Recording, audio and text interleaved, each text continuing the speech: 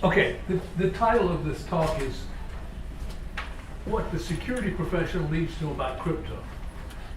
And it's rooted in an observation that much of what's taught to you about crypto is what is of interest to cryptographers.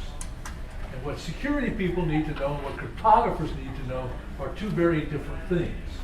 I'm going to talk to you about what you need to know, but in 45 minutes, don't expect me to tell you all about it.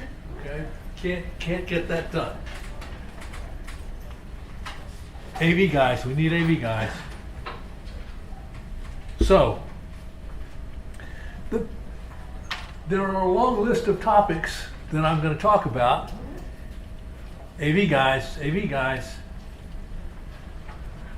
including history, applications, capabilities, cryptanalysis, strong encryption, attacks, the one-time pad, pseudo-random number generators, Courtney's law, the fact that you can't, all those things, right? So in history, what do you need to know in history? Well, first of all, you need to know the role of technology. That is, throughout history, the strongest technologies have been used for crypto. And cryptanalysis is often ahead of those technologies. So the Germans used electromechanical things in the Second World War.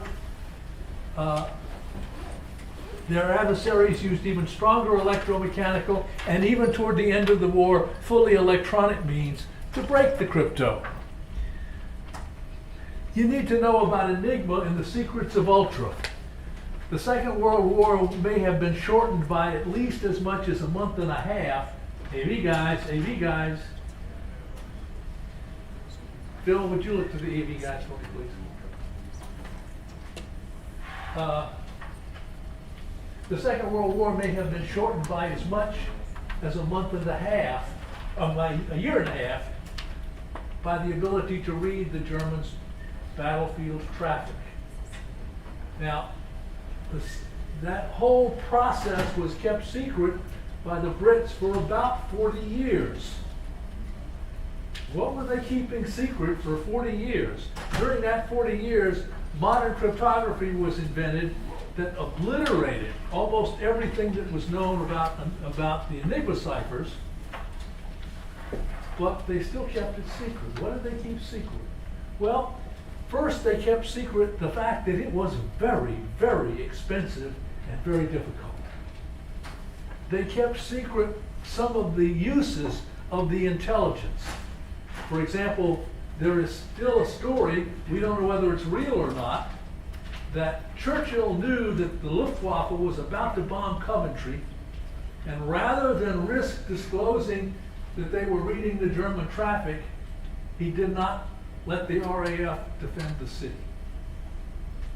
Now, Whitfield Diffie tells me that story is apocryphal, and I'll take his word for it, but for years we believed that, and we know that they did go to great pains to conceal what they knew. For example, they learned from a message that there was a German submarine in the middle of the Mediterranean. Before bombing it, they ran a reconnaissance plane across so that the Germans would think that they were discovered accidentally rather than with real knowledge.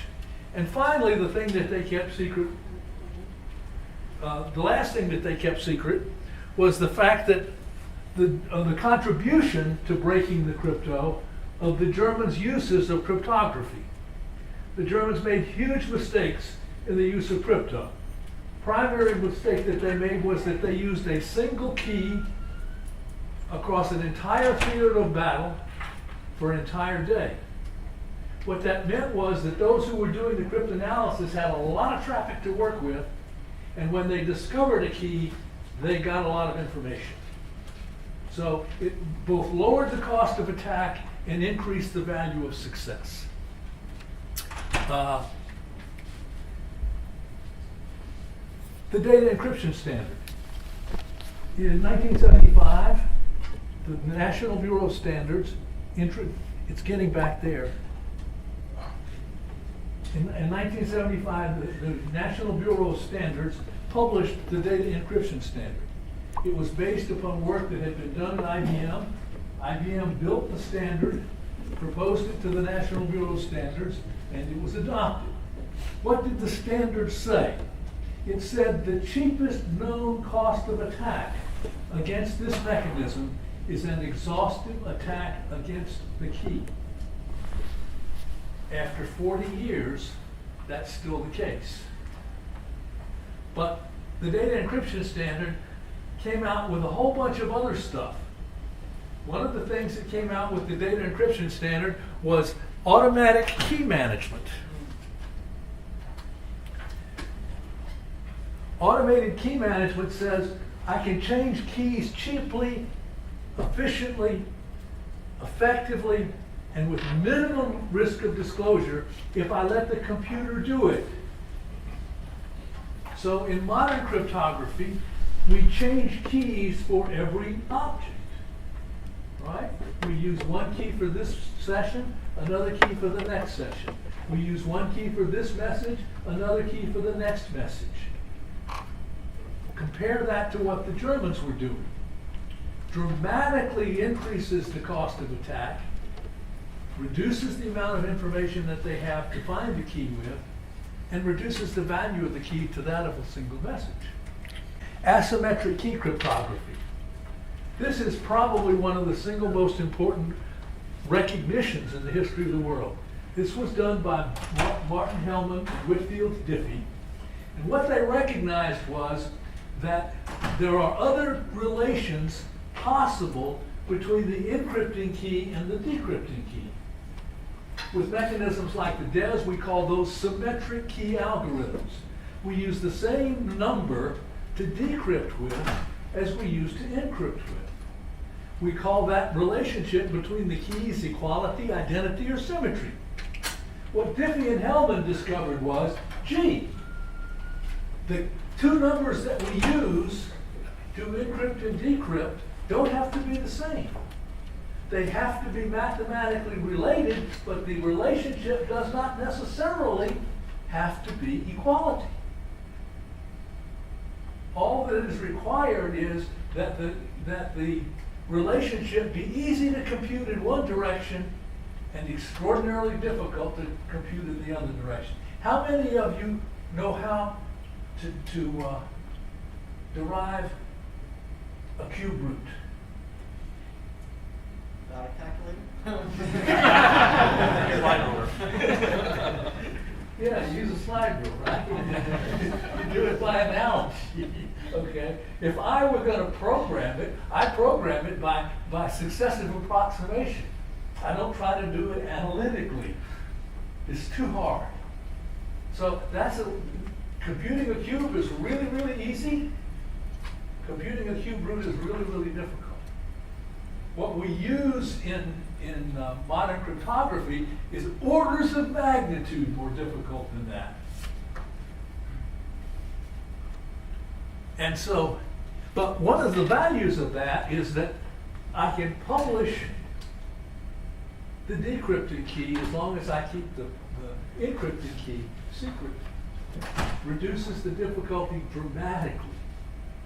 It also gives me the symmetry in the other direction. Not only can I use it to hide information, I can use it to guarantee the origin of information. If I put a certificate on my software, I guaranteed you the ability to compute and determine that that software really came from me. And it hadn't been changed as much as a bit since I sent it out. We call that the digital signature, and it's an extraordinarily powerful mechanism. So asymmetric key cryptography enables digital signatures. RSA is the most popular example. I was having lunch with Ron Rivest, who is the R in RSA, at an early RSA conference. I said, Ron, how does it feel to be a great man? He says, what do you mean? He blushed. He blushed. He's such a modest man that when you suggested he was great, he blushed. I said, look around the room. All of these people in here are at the Rivest Shamir Edelman conference. They wouldn't be here but for you. Your name is already in the Encyclopedia Britannica. You are a great man. The closest I will ever become to being a great man is being on a short list with you. I just got published on another short list with you. On the 20th of this month, I will be inducted into the National Cybersecurity Hall of Fame. Do a round of applause for joining me. Thank you. Strong encryption. Known strength. We know what the work factor is. The DES, not particularly effective, but I can use it for all kinds of security things. Strong encryption, it turns out, is stronger than we need for it to be. Dramatically stronger than we need for it to be.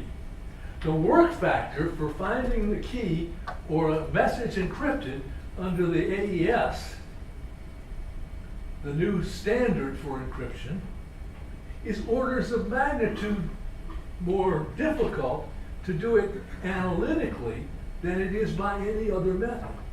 The strongest that I can make encryption is the physical security over the keys. And that work factor will never, never, never be as high as strong crypto. So Adi Shamir, the S in RSA, says people don't break crypto, they bypass it. I guarantee you that the National Security Agency can read any message that it wants to. It cannot read every message that it wants to. And it is not going to do it by trying to decrypt the message without benefit of the key. It's going to find the key. Sometimes at the expense of breaking fingers, but they will find it. We use strong crypto because it's cheap, not because we absolutely need it. What is it? And it does not automatically provide us with good security. The FBI contends that strong encryption amounts to perfect security for the bad guys, right? Wrong.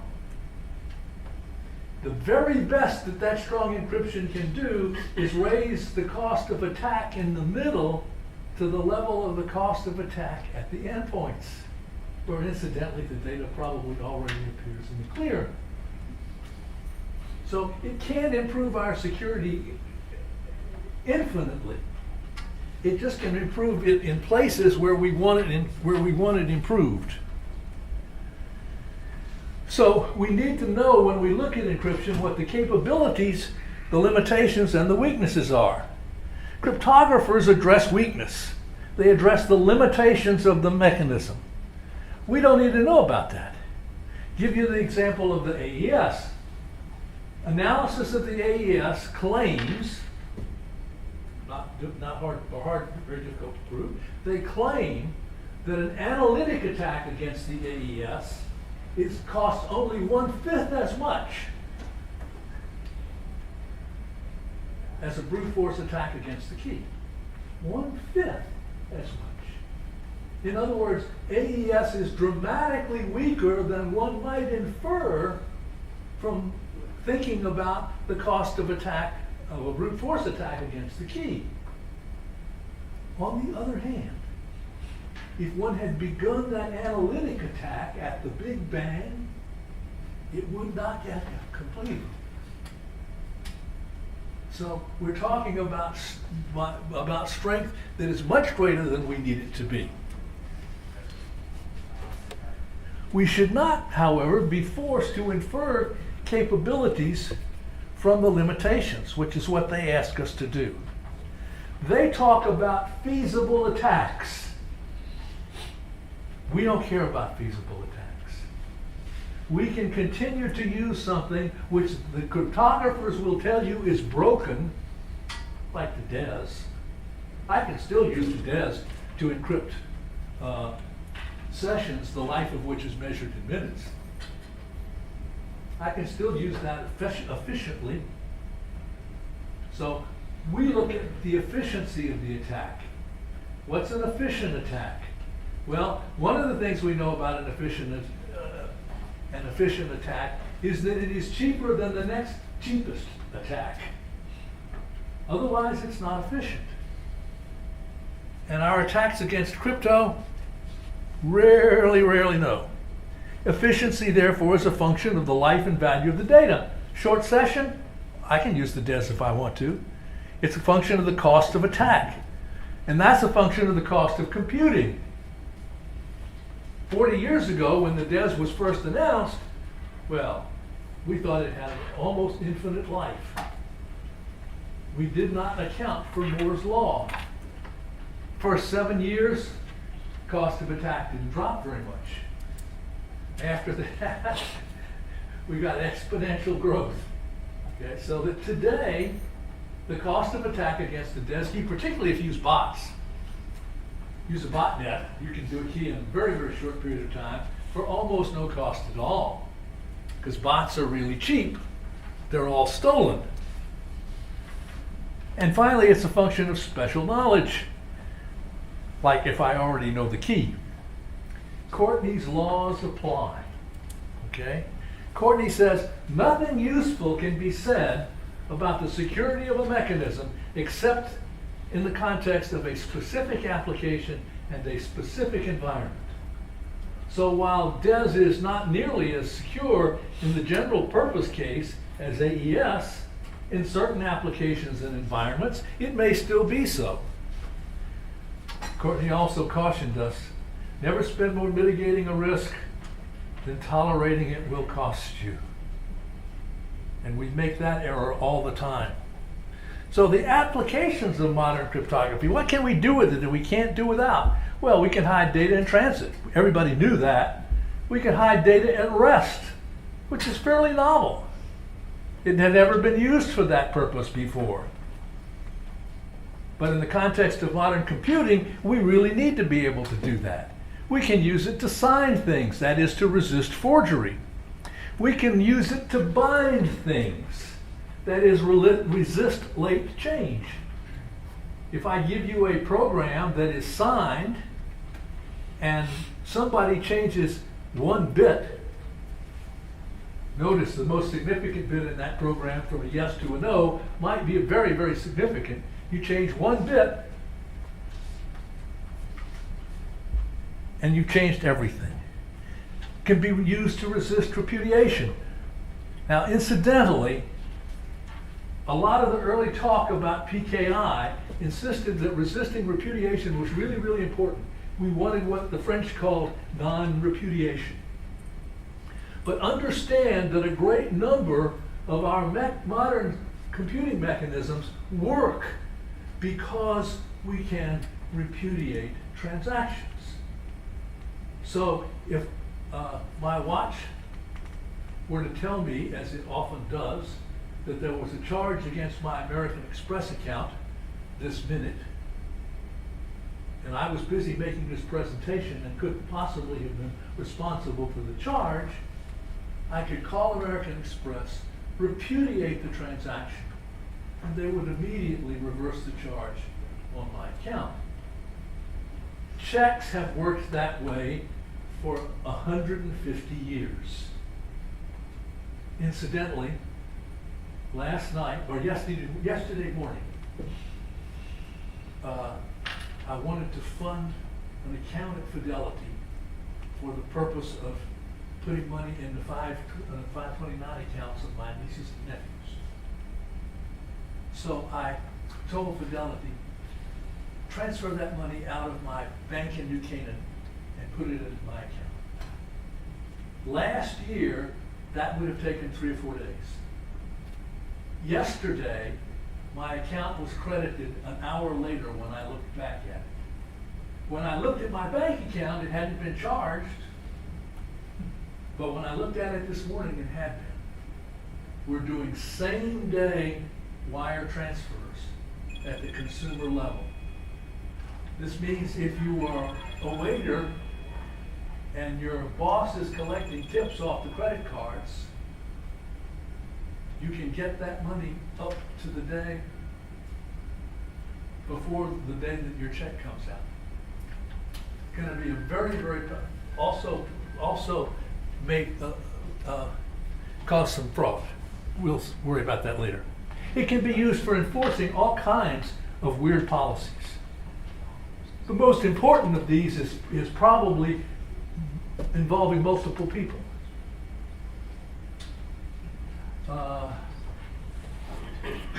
Certification, a CA, high-level CA, generates a private key.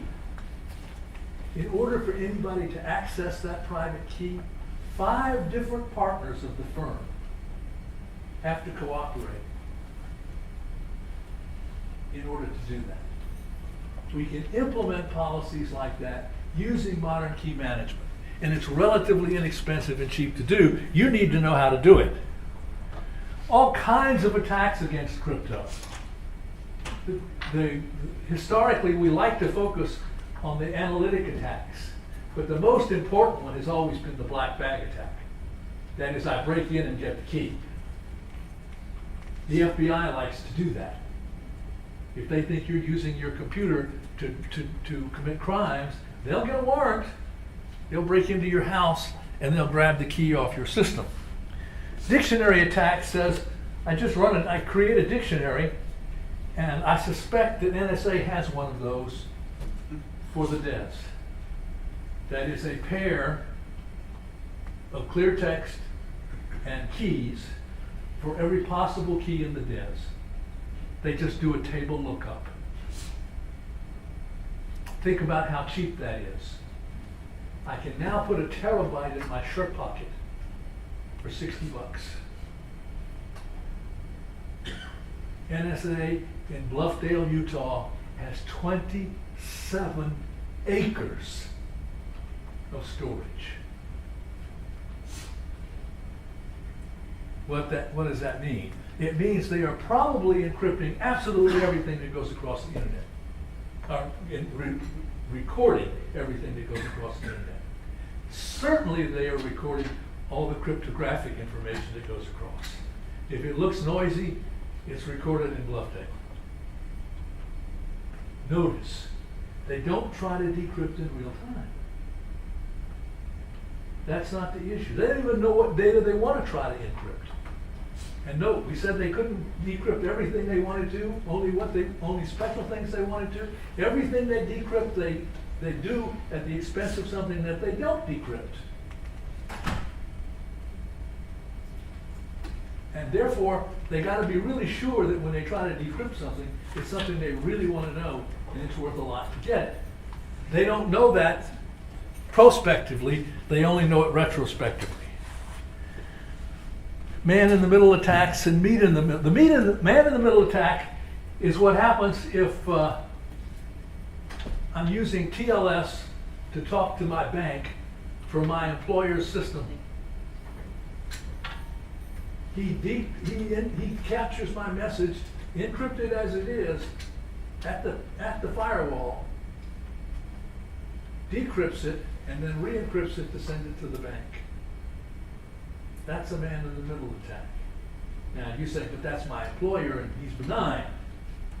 But you see, it might happen to you that you click on a URL thinking that it's taking you to your bank, when it actually takes you to an adversary who then takes you to your bank. He may have messed with the URL, he may have messed with DNS, but he gets the opportunity to see your data because he gets to see the key exchange for the cryptographic key. And there are still others. The one-time pad. A few years ago, one of the very large accounting firms began to promote what they called perfect encryption. It was server-based, and they said, we know that it is strong because it implements Shannon's one-time pad. What did Shannon tell us? Shannon told us that if you use a key that is perfectly random, where are you going to get one of those? Okay? As long as the object that you want to encrypt, and you only use it once, you get a perfect cryptogram. You get a perfect cryptogram. There is not enough information in that cryptogram for you to ever tell whether or not you have successfully decrypted it. The Russians were using a one-time pad during the Second World War. They used it for some ciphers, which we now call the Venona ciphers. Now, the limitation of the one-time pad is, where do I get that perfectly random key? It's very difficult to get a random key, particularly one that's very, very long. Von Neumann says anybody who pretends to derive random numbers by arithmetic means is obviously in a state of sin. It just can't be done. Whatever you do by arithmetic means, there's going to be a pattern in there somewhere. It may be a very strong pattern. On the other hand, it may be exploitable. So this method claims to be a one-time pad, but uses a pseudo random number generator to generate key material. So we get perfect cryptograms, but not perfect security. The one-time pad is a mathematical abstraction. Absolutely anything that you do to try and make it practical means it's no longer a one-time pad. The nice thing about the one-time pad is that you can demonstrate its security mathematically. But any of these so-called practical implementations of it lose that property. They may still be very strong, depending upon how good the pseudo-random number generator is, but they are no longer mathematically demonstrable. So be very careful when you hear claims about one-time pads. Anything that you do to try and make it practical weakens it to the point that it's no longer a one-time pad. So, oh, there's the von Neumann quote. Function of the set of individual values. One of the things that we noted early in the days of the personal computer, that software could turn any personal computer into a crypto engine. As a consequence, there were a few dozen programs that were sold to turn PCs into cryptograms. Now, one of the things you have to do in session encryption is you have to be able to create a key that streams as the session streams. Okay? And the way we do that is by computing the stream in advance, starting with one key, and then encrypting that, and encrypting that, and encrypting that, so that we create a stream. Well, if you're going to encrypt a file, it's also useful to have a stream. You have a key as long as the file, right? And we generate that key. Now, the problem, of course, is that the stream that you generate may not be random. So somebody bought a whole bunch of those programs and did a study. One of the things he found was that the longest string that was produced by any of those programs that did not repeat was 1,500 characters in length. And by knowing the repetition, he was able to break the crypto. So be very careful about, Randu was one that we used, a random number generator we used for a very, very long time before it was demonstrated not to be secure. And our use of these is too important to be left for chance. You can't roll your own crypto. Okay? Creating a cipher is easy. Knowing whether or not it is strong is difficult. A few years ago, I used to participate in a what do we call it? Early things where we communicated online and we had threads. Bulletin boards. I participated in a bulletin board about crypto. Okay? And about once a month, somebody would say, hey, all you cryptographers out there, we have invented this wonderful ciphertext here is the cipher, here is the cipher text. Without the key, tell me what it means. And the cryptographers always blew this off. So why would we spend time on an encryption mechanism that's not being used? We're not going to fool with that. It's too expensive. And one message or one file encrypted under that mechanism is not enough data for us to do cryptanalysis on. We do cryptanalysis on big bunches of data. Did I say that right? Big data? Cryptanalysis? We're going to see some interesting things happening with these very large data sets and these new analytic techniques that we have. DES is not broken. Wasn't broken by Beham and Shamir. Not broken by the DES challenge. Not broken by Deep Crack. Not broken by Copacabana. All these were brute force attacks against the key. And what did the standard say? That's the cheapest known attack. After 40 years, it's still the cheapest known attack. Oh, and triple DES. Oh, I skipped over, didn't I? I skipped over the meet in the middle attack. We don't use double DES. We use triple DES. We do it for a couple of reasons. One is that it resists this attack called the meet in the middle attack. Okay? But the second reason that we use it is that as implemented, it can be made to look like single DES. Now, that's not particularly valuable anymore, but at the time it really was. Now, how did it look like triple DES? Well, for how did it look like single DES? For triple DES, we use two 56-bit keys. We encrypt with the first one.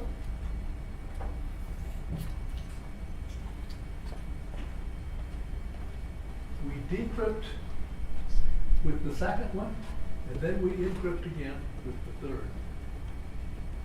Now, if those two keys are the same, those operations cancel out. And it's as though I only use one 56-bit key. Triple DES can be used peer with the AES until 2030. That's pretty strong. When do we think that the crypto mechanism is broken? Well, the DES challenge found one key. The finder got $10,000. He probably spent 10 times that much finding that one key. We call that inefficient. Okay? But certainly can't say that it's broken if it cost him $100,000 to find it. Is it broken when the cost has fallen to less than the cost of a brute force attack against the key? That's true of AES, right? We know that there was an analytic attack against AES. Well, the mathematicians know it. I just take it for granted. I just take their word for it. Take it on authority. That there is a cheaper attack against AES than a brute force attack against the key. And the headline said, when that was published, AES broken. There is a feasible attack, which is what the cryptographers focus on. But there is no efficient attack. Still take you from the time of the Big Bang to break one AES message. The elapsed time has fallen to within magnitudes of the life of the data. Is that broken? The cost has fallen to within several orders of magnitude of the cost of encrypting or the value of the data. The cost has fallen equal to or less than the value of the data or the next least cost attack. Clearly broken at that point. But all those other points up above, not broken. Drop to the cost of encryption. That is, the cost of recovering the data without the key is the same as recovering it with the key.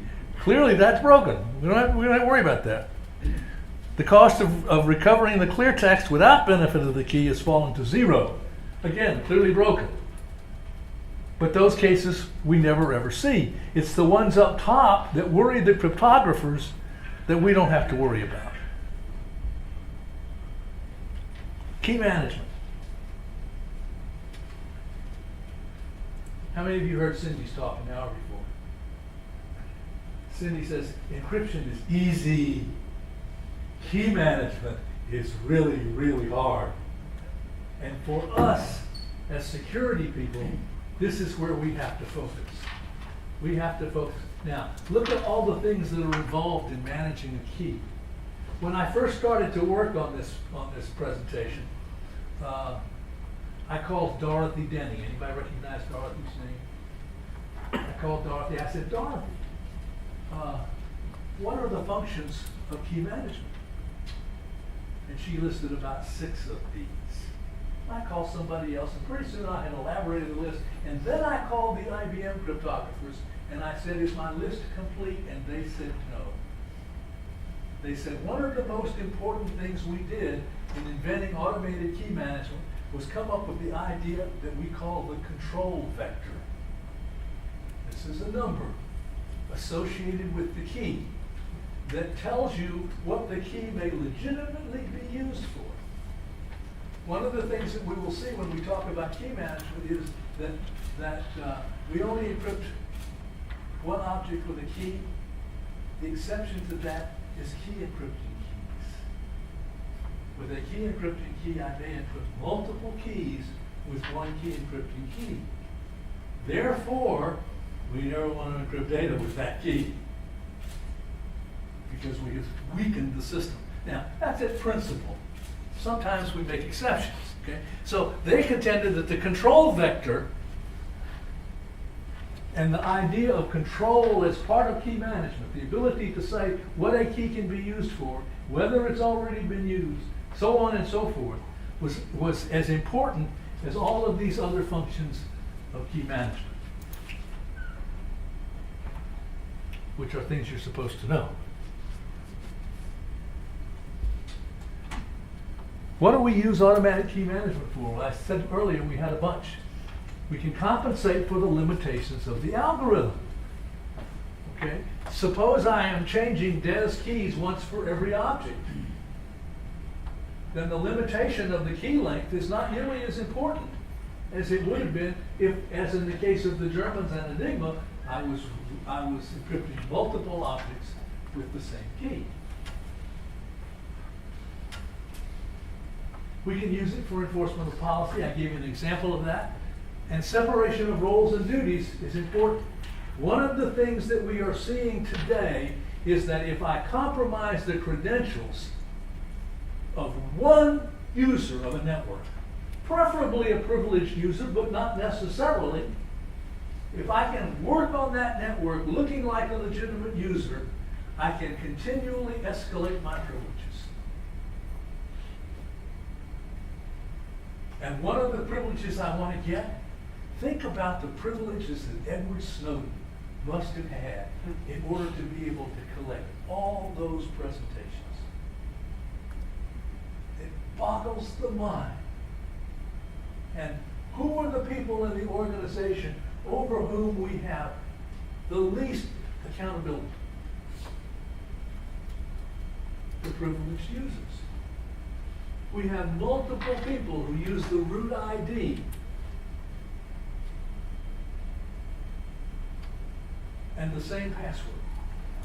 No accountability whatsoever. We can't tell when we look at what's going across the network whether or not a privileged user has been compromised.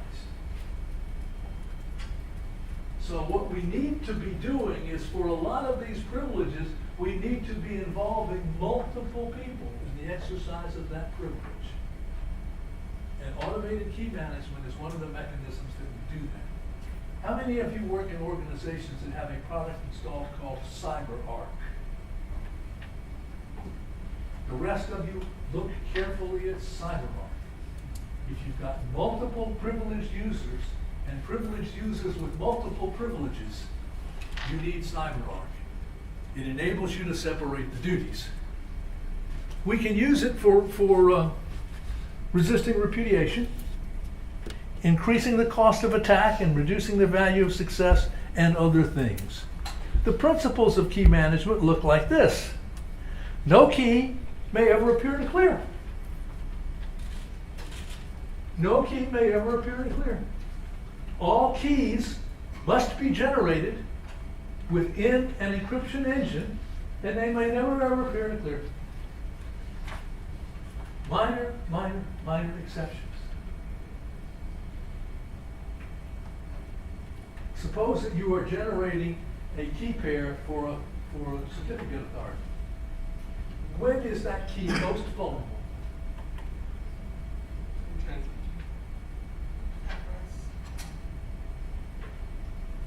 Not quite, not in transit. In generation. Most vulnerable while it is being generated.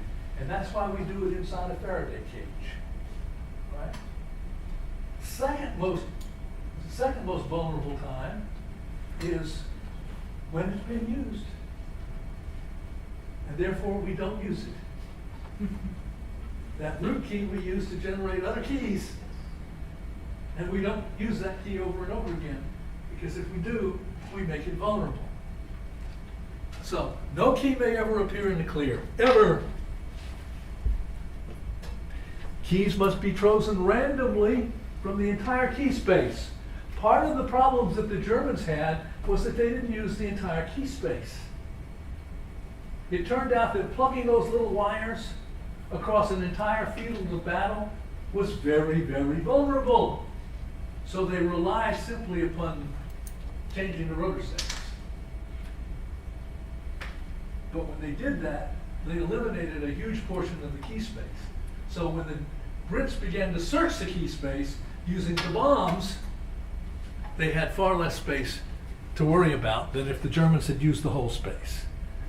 Therefore, keys should be randomly generated by the crypto engine and inside the crypto engine.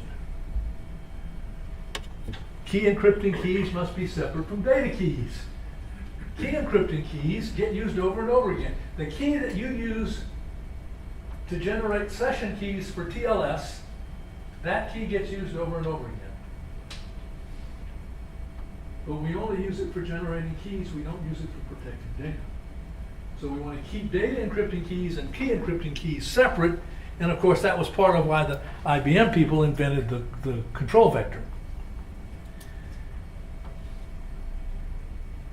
Everything encrypted under a key encrypting key must originate within a crypto engine. So, I'm going to generate a session key for TLS. I do that inside the encryption software and inside the PC. That key never ever appears in the clear anywhere. And therefore, its compromise, the potential for its compromise, is being reduced. Key management, therefore, must be fully automated, no people involved. Now, anybody here use Lotus Notes? Lotus Notes is a closed system. It uses crypto to hide everything that goes on inside the system. However, if you've got a Lotus Notes closed system, and you've got a Lotus Note closed system, and you want to have communication, authorized communication across the two domains, then the administrator of this domain and the administrator of that domain must have lunch. And they exchange a key on little USB sticks. We used to do it on diskettes. That's cassette. Okay. So, and in that case, the key is in the core. But other than that, keys don't appear. Key management keys do not ever appear in the clear. So, part of what you need to go away with is prefer algorithms and implementations that are standard and known. One of my mentors used to tell me, Murray, there is an infinite number of ways to implement crypto. Almost all of them are wrong. There's a relatively short list of good ways to do it. He encoded that in a list that IBM still uses, which they call the Common Cryptographic Architecture, which says if you've got an application for crypto, look in this architecture, it's going to tell you how to implement that, so as to avoid the bad ways. At a recent RSA conference, how many of you ever attended an RSA conference? You know about the cryptographers panel, right? The great cryptographers sit up on the stage in front of God and everybody, and they answer questions. At a recent one, my dear friend and colleague Brian Snow, retired from NSA, is on the stage. He says at NSA, we spend at least as much on implementations as we do on codes and ciphers, which surprised about half the audience. Now, he won't say how much more than half, but I figure it's probably 8 or 10 times as much is being spent on implementations as is being spent on codes and ciphers. The codes and ciphers are pretty standard. We know about them and they work pretty well. So therefore we need to be suspicious of claims for novel implementations. Now we've also had a big problem over the last 2 or 3 years, heartbleed. Anybody hear of heartbleed? And there's been another bunch of them, where bad implementations get incorporated into widely used libraries.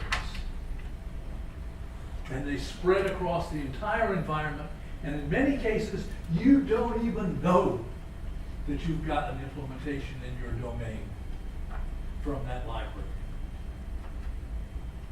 One of the problems we have today is that developers know nothing about the strength of materials that they are taking off the shelf. We talk about software engineering. Well, one of the things that distinguishes software engineering from hardware engineering is that the first course that the hardware engineer takes is called Strength of Materials. In it, he learns how to use standards to determine whether or not the material that he wants to use is strong enough for his application and environment. Software can never be peer to that. Oh, the second thing he learns, after he learns how to use the standards, is how to test novel materials to determine whether or not they are suitable for his application and environment. Software engineers do neither of those two things. They say, it's open source. Therefore, I can use it. And they can, but they know nothing about how strong that thing may be. Okay.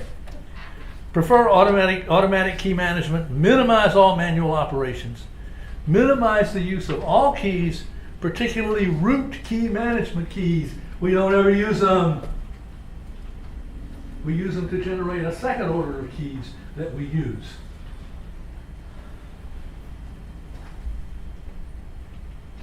Be suspicious of claims by cryptographers that something is broken. What they want to know is there a feasible attack? What we want to know, is there an efficient attack? Oops, I'm 3 minutes over. Quick questions. I think I did really good, Roland. You're allowed. Sorry.